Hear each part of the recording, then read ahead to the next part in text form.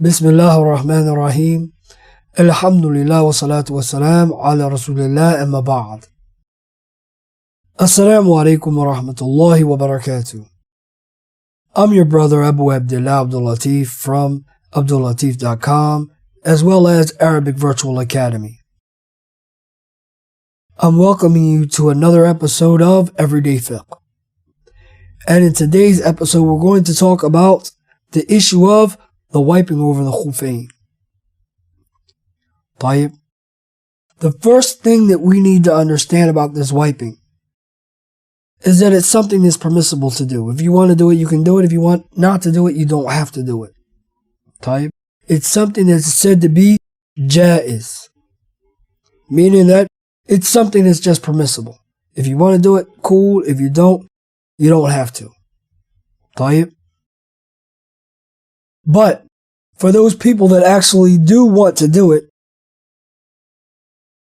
we need to understand that it's not just open. Do it what you want, how you want, when you want. But rather, there are conditions that need to be met. There are 3 conditions that need to be met. And this is what we're going to focus on in this first part. The first of these is أن يبتدئ لبسهما بعد كمال الطهارة. What does he mean when he says this? What he's saying is that you don't put on the khuffayn until after you completely made tahara. Do you understand that? When we say this, you know how some people, they'll go in and, they'll go in and they'll make wudu, and when it comes time to do your feet, you may put do your right foot, then take it out, and somebody may be just trying to hurry up and get dressed and they'll throw their khuf on top of it. Or even their sock for those people that say that they can wipe over their socks. But we're talking specifically about the khuf, so we'll leave the issue of the socks out until we get to that. But they'll get dressed and they'll throw their khuf on, or they'll make their wudu and they'll throw their khuf on, and then they'll make wudu on their left foot and they'll throw their khuf on. This right here is explaining that we can't do that if we want to wipe over them. Because from the condition is that you put your khufs on after you've completely completed your tahara, your purification. You can't do part of your purification and then start putting your khufs on and then complete your purification. So this is from the conditions on it being permissible for you to wipe over your khuffayn. This is the first condition. The second condition, أن يكونان ساتران لمحل الغسل الفرد من القدمين. That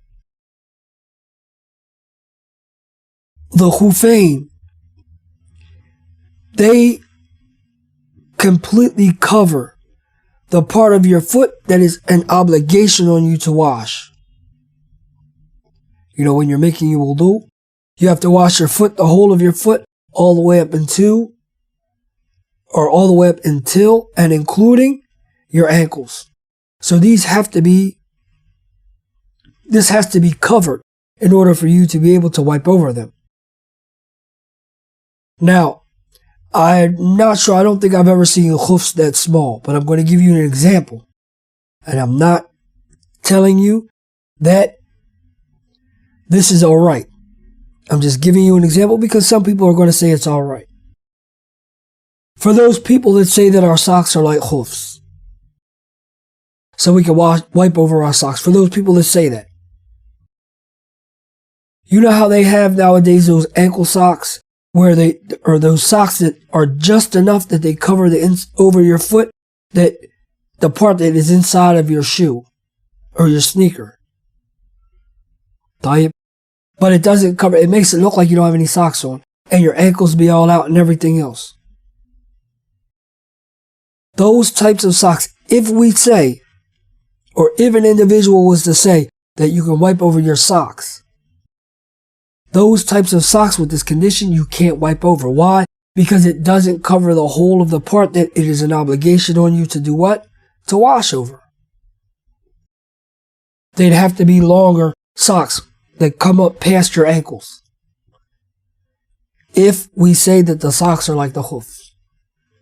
And as you know, the scholars, they differ on this issue. So I'm not telling you they do. And inshallah ta'ala, we'll get to that later on. The thing that's important here is not what the scholars are different on the issue of the sock. But we need to understand that from the conditions for us to be able to wipe over the khuf, or anything that we say is like the khuf, is that it has to cover the what? The whole of the obligatory area of your foot that you wash, which is up into and including the ankle. Tayyib? This is the second condition.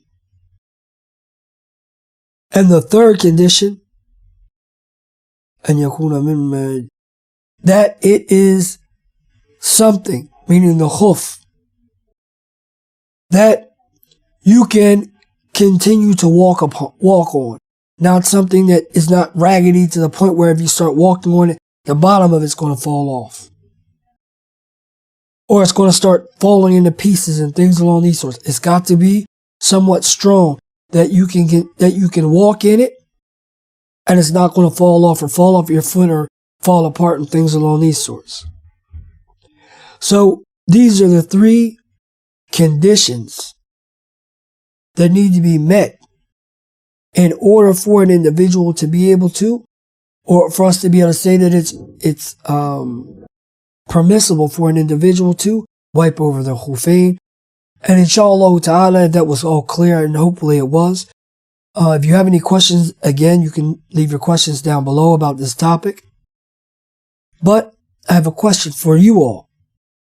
Who can name for us, without actually going back through the video, what are those three conditions that need to be met in order for the individual to be able to wipe over their khufayn if they want to? And inshallah ta'ala, we'll meet up in the next episode talking again about the mas'ala al-khufayn, but we're going to hit it from another aspect. Bi-idhnillahi ta'ala. And again, if you like this video or you got some benefit from this video, make sure you like it below and share it with your friends and family. And may Allah ta'ala reward you for sharing and spreading beneficial knowledge. Ameen, ameen, Allahumma ameen.